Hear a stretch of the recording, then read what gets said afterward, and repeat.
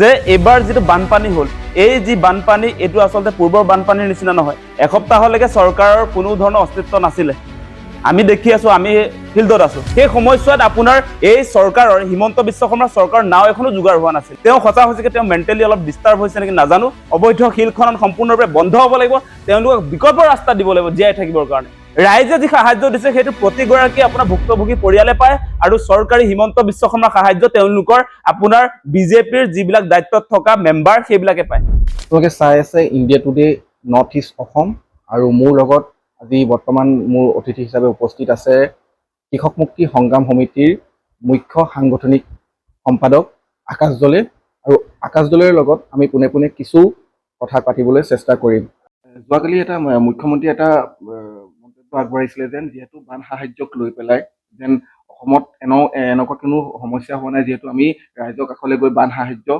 ল'ব লাগে সেই যিটো মন্তব্য ৰাখিলে তাৰ ওপৰত আমি কি মানে মুখ্যমন্ত্ৰীৰ যিটো বক্তব্য যোৱাকালি পালো সেইটো কোনো কাৰণতে সমৰ্থনযোগ্য নহয় আসলতে বানপানীত ককবকাই থকা মানুহবিলাক উদ্ধাৰ কৰিছিলে অসমৰ ৰাইজে আৰু বিভিন্ন ভাৰতৰ বিভিন্ন প্ৰান্তৰ পৰা ৰাইজ আহি উপস্থিত হৈছিলে সেই সময়ত কিন্তু চৰকাৰ হৈ আছিল এসপ্তাহলৈকে চৰকাৰৰ কোনো ধৰণৰ অস্তিত্ব নাছিলে আমি দেখি আছো আমি ফিল্ডত আছো গতিকে চাৰিখন জিলা এবাৰ বানপানীত ককবকাই থকা সময়ছোৱাত মুখ্যমন্ত্ৰী ক'ত আছিলে তেওঁতো অহা নাছিলে সেই সময়ত গতিকে অসমৰ ৰাইজক তেওঁ ধন্যবাদ নিদি যোৱাকালি তেওঁ যি ধৰণে আসলতে পুলিচৰ ভাবুকি দেখুৱাইছে সেই কথাক আমি আসলতে কন্ডেম কৰিছো কোনো কাৰণতে ৰাজ্যৰ মুখ্যমন্ত্ৰী এগৰাকীয়ে আপোনাৰ বানপীড়িত ৰাইজক উদ্ধাৰ কৰা ৰাইজৰ বিৰুদ্ধে যিটো ষ্টেটমেন্ট দিছে সেই কথাক আমি কোনো কাৰণতে সমৰ্থন নকৰো ইয়াৰ কাৰণে তেওঁক আসলতে আমি গৰিহণা দিছো প্ৰথমতে আপোনালোকে নিশ্চয় দেখা পাইছিলে যে এবাৰ যিটো বানপানী হল এই যি বানপানী এটো আসলতে পূৰ্বৰ বানপানীৰ নিচিনা নহয় কেনেকুৱা আসলতে এই বানপানীয়ে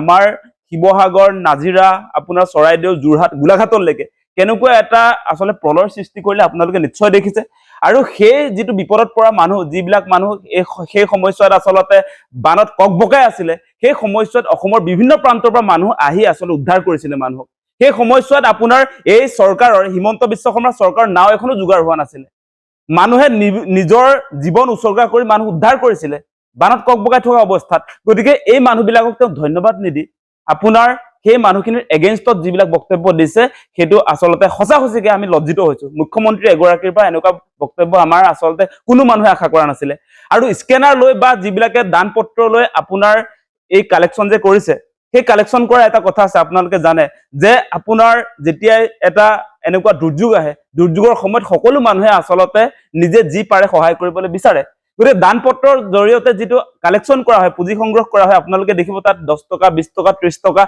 তেনেকৈ বা 1000 টকা আপোনাৰ তেনেকৈ বেছিকৈ দিব পাৰে তেনেকৈ আসলতে দান বৰঙণি ৰাইজৰ কাৰণে আগবঢ়ায় আৰু সেই কথাটোক তেওঁ বিৰোধিতা কৰিছে আপোনাৰ গুৱাহাটীত মোৰ ঘৰ মই 20 টকা দিবলগীয়া মানুহ মই ইয়ালৈ আহোতে মোৰ 1000 টকা 2000 টকা খৰচ হ'ব সেই মানুহজনে 20 টকা দি আমাৰ বানপানী দুৰ্যোগত পৰি থকা মানুহৰ অংশীদাৰ হৈছে সহায়ৰ হাত আগবঢ়াইছে আৰু সেই কথাটো তেওঁ বিৰোধিতা কৰা কোনটো যুক্তি আছে সেই কথাটো আমি বুজি নাপাওঁ তেওঁ সঁচাসঁচিকে তেওঁ মেন্টালি অলপ ডিস্টার্ব হৈছে নেকি নাজানো তেওঁ ৰাইজে সহায় কৰা কথাটোক মানে ৰাইজে যে সহায় কৰিলে ৰাইজে দেৱদূত হৈ আসলতে দুৰ্যোগত পৰি থকা মানুহ উদ্ধাৰ কৰিলে সেই সময়ছোৱাত চৰকাৰ যে হৈ আছিলে আসলতে প্ৰথম অৱস্থাত সেই কাৰণে তেওঁ নিজৰ ক্ৰেডিটটো নোপোৱাৰ কাৰণে আপোনাৰ এনেকুৱা মানে বলকিবলৈ আৰম্ভ কৰিছে গতিকে এইটো কোনো কাৰণতে শুভ লক্ষণ নহয় গতিকে এই মুহূৰ্তত আমি কোনবিলাক কথা কৈ আছো যে যিমান পাৰে সিমান আসলতে যিবিলাক মানুহ বৰ্তমান সময়তো বানত ককবকাই তেওঁলোকে ঘৰ দুৱাৰ হেৰুৱাই পেলাইছে নিজৰ পৰিয়ালৰ মানুহ হেৰুৱাই পেলাইছে সেই মানুহবিলাকক সহায়ৰ হাত আগবঢ়াব লাগে বুলি কৈছো আৰু চৰকাৰৰ যিটো সাহায্য সেই ক্ষেত্ৰত আপোনালোকে দেখিছে কেনেকুৱা ধৰণৰ আসলে দুৰ্নীতি হৈছে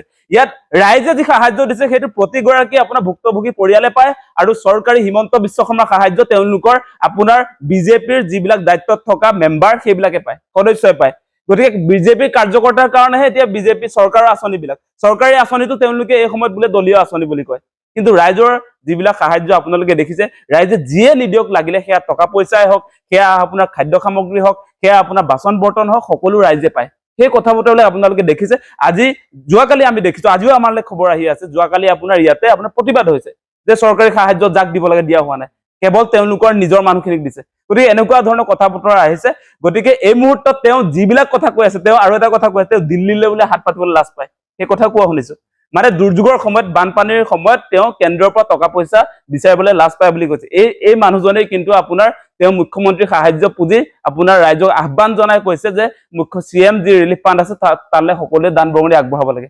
তেওঁ এফালে নিজে ভিক্ষা কৰিব, তাৰ পাছত এতিয়া মানুহক যিবিলাকে স্ব ইচ্ছাৰে আপোনাৰ দান বৰঙণি দিব খোজে সেইখিনি মানুহৰ ক্ষেত্ৰত তেওঁৰ ষ্টেণ্ডটো আকৌ বেলেগ। তেওঁ ভিক্ষা নিজে মাগিব, তাৰপৰা বেলেগে যেতিয়া বিচাৰিবলৈ যাব তেতিয়া তাক বিৰোধিতা কৰিব। তেওঁ কেনেকুৱা, তেওঁ নিজে স্ববিৰোধী হয় নে নহয়? আজি মেঘৰঞ্জনীৰ ক্ষেত্ৰত এটা ষ্টেটমেণ্ট আহিছে।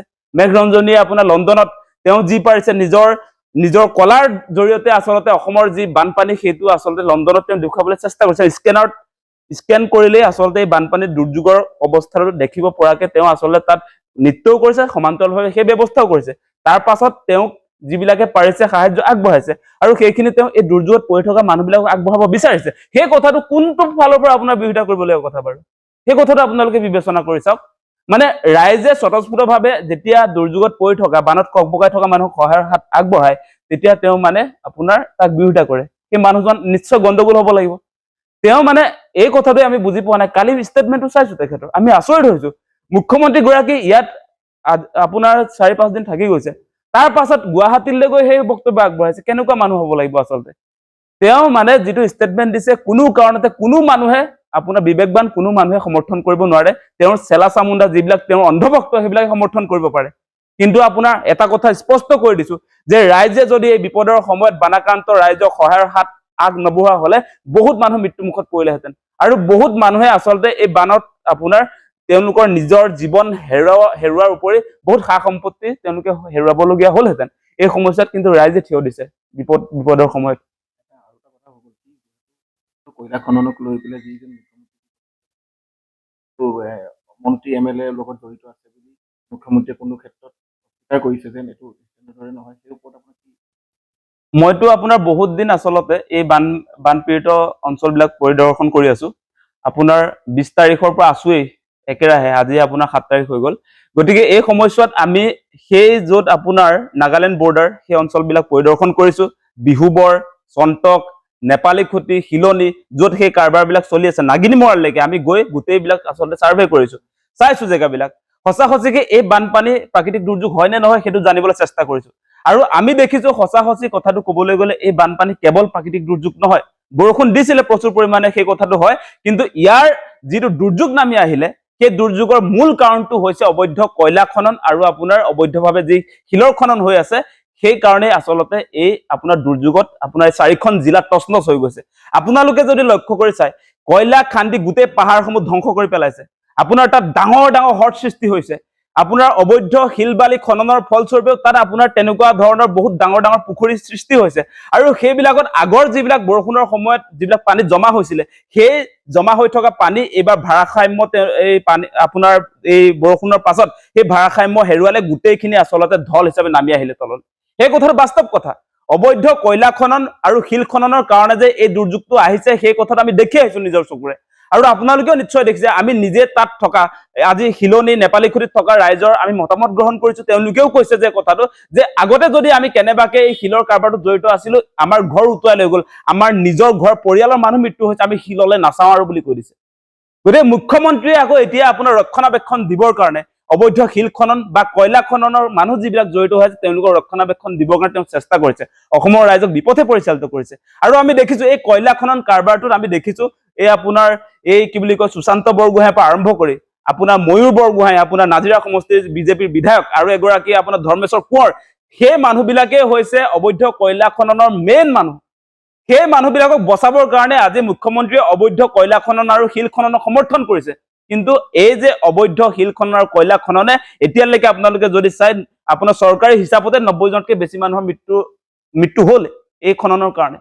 আৰু আমি সেই কথাবিলাক দেখি আছো। আজি আপোনাৰ নেপালী খুটি অঞ্চলত কিমান মানুহৰ মৃত্যু হৈছে আপোনালোকে দেখিছে। তেওঁলোকৰ সম্পদ কেনেকে আপোনাৰ তেওঁলোকে গো পালন কৰিছিলে সেইবিলাক কেনেকে বানত উটি গ'ল আপোনালোকে দেখিছে। মুঠতে এই উজনি অসমৰ এইবাৰ যিটো প্ৰলয়ংকাৰী বান, এই বানটোৰ মূল কাৰক কেৱল প্ৰাকৃতিক দুৰ্যোগ নহয়, এই কাৰণত আটাইতকৈ বেছি আপোনাৰ প্ৰভাৱ পেলোৱা কথাটোৱে হৈছে অবৈধ কয়লা খনন আৰু আপোনাৰ অবৈধ শিল খনন। আৰু এই অবৈধ কয়লা খনন আৰু শিল খনন এইটো বন্ধ কৰিব লাগিবই।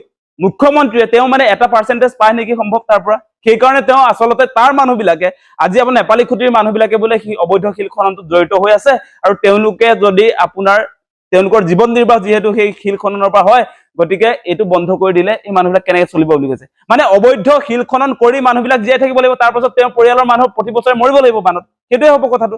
এতিয়া আৰু এটা কথা চাব আপোনালোকে, তাত বিহুবৰ, চন্তক, নেপালী খুটি, শিলনি, সেই 4খন গাঁও আপোনাৰ ধৰি লৈছো 20,000 মানুহ আছে, তেওঁলোকে অবৈধ খনন কাৰ্যত আছে। তাৰ পাছত 4খন জিলাতো 20 লাখ মানুহ আছে, 20 লাখ। আৰু মুখ্যমন্ত্ৰীৰ এটা বক্তব্য আপোনালোকে নিশ্চয় শুনিছে, তেওঁ কৈছে আজি নেপালী খুটি, শিলনি বা বিহুবৰ অঞ্চলৰ মানুহে অবৈধ শিল খননৰ জৰিয়তে তেওঁলোকে চলি আছে বুলি কৈছে, আৰু সেইকাৰণে বোলে বন্ধ কৰিব নোৱাৰে। মই এটা কথা আপোনাক সুধিছো মুখ্যমন্ত্ৰী ডাঙৰীয়া, যে সেই নেপালী খুটি, শিলনি, বিহুবৰ, চন্তক, সেই 4খন আপোনাৰ গাঁৱৰ মানুহ যদি ধৰে 20,000 মানুহ, সেই 20,000 মানুহে অবৈধ শিল খননৰ পৰা চলি আছে, তেনেহলে আপোনাৰ 4খন জিলাত যে 20 লাখ মানুহ আছে, 20 লাখ মানুহে সেই 4খন গাঁৱৰ 20,000 মানুহৰ কাৰণে আচলতে তেওঁলোকে ধ্বংসৰ গৰাহলৈ যাব লাগিব নেকি? আজি 20 লাখ মানুহে মানে সেই 4খন গাঁৱৰ মানুহে, আপোনাৰ কথাটো কৈ আছো মই, মুখ্যমন্ত্ৰী ডাঙৰীয়াৰ কথাটো কৈ আছো, সেই 4খন গাঁৱৰ মানুহে যিটো আপোনাৰ তেওঁলোকৰ জীৱিকাৰ পথ, সেই অবৈধ শিল খননৰ কাৰণে তেওঁলোকে চলি আছে বুলি যে কৈছে, বাকী 20 লাখ মানুহ যে চাফাৰ হৈছে, 20 লাখ মানুহ যে আজি আপোনাৰ বানত ককবকাবলগীয়া হৈছে, তাৰ দায়িত্ব কোনে ল'ব? সেই চেলেঞ্জটো আপোনালোকে লওক এতিয়া।